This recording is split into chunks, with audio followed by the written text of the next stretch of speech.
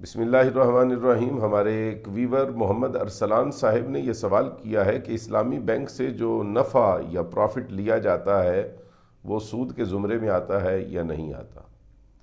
ایک بات یاد رکھیں کہ سود جو ہے وہ حرام قطعی ہے۔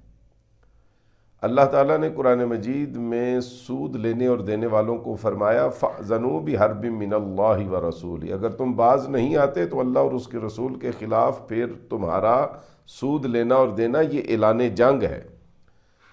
سود کی مذمت بہت زیادہ ہے اور اسے انکار نہیں کیا جا سکتا۔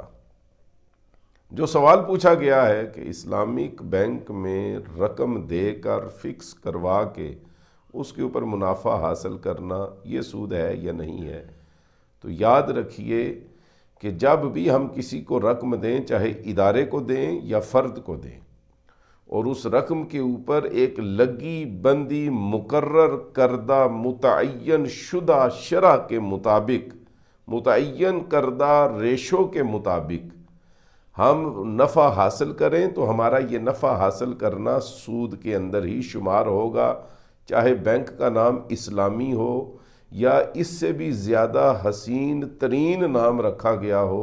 جب وہ فکس ہو گیا ہے تو وہ سود کے زمرے میں ہی آتا ہے۔